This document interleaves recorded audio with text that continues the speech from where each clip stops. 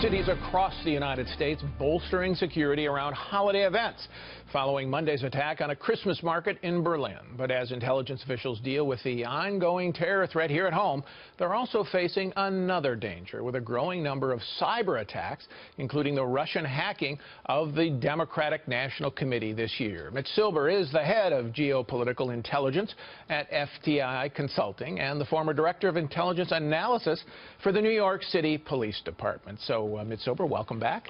Thanks so much. So this German attack, is this the future we're going to see, not just in Europe, but here, of these for these terror attacks, which are basically people grabbing a truck, grabbing a car, grabbing a gun, and just making individual or small group attacks?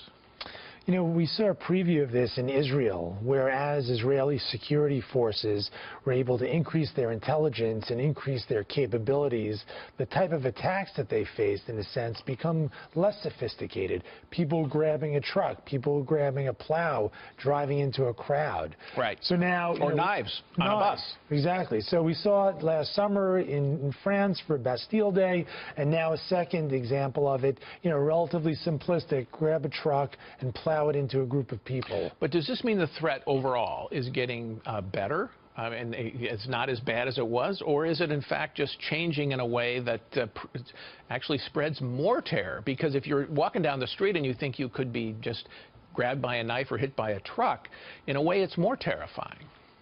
It is because of the, you know, sort of diversity of the threat. Right. But I think what you are seeing is a diminution of the capability of terrorist groups to carry out that mass casualty. The 9/11 kind of thing. Yeah, I mean, and that's a credit to intelligence and security forces being that much more advanced in their capabilities and having much better, you know, connections worldwide with other entities. So what you're left with sort of atomized actors, individuals or duos acting on their own who may or may not be inspired by ISIS or Al-Qaeda. So there's a report that the suspect in this case had been tracked in advance by German intelligence.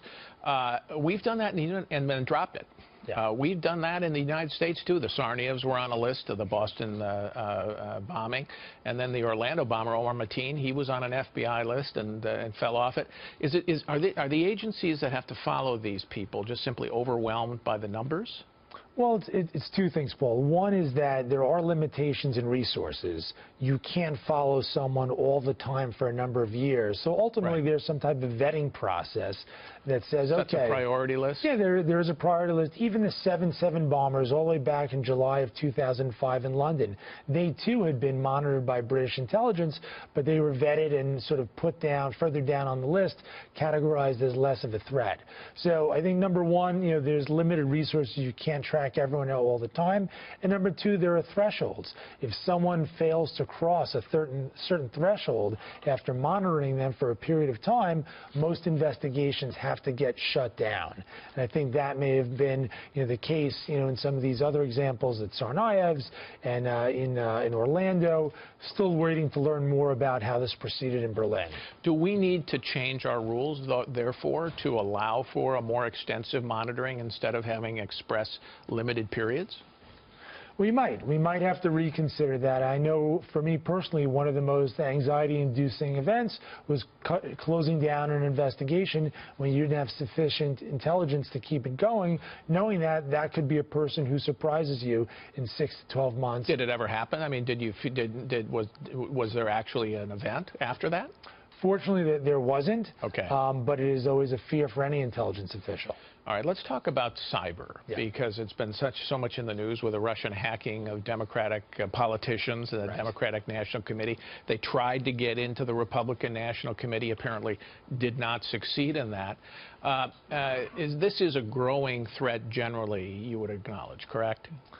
Yeah, and I think that when we're talking about cyber hacking, it takes a number of different forms. You know, one is intelligence gathering, but what we're seeing here is not only the gathering of information, but then the putting it out on social media, which is, you know, sort of a whole nother strategy. Which is a disruptive strategy they're trying. What do you think the Russians were really up to? You don't doubt that the Russians did it, do you? No, I don't. Okay, what do you think they were up to? Just to spread misinformation and reduce confidence in the American electoral process?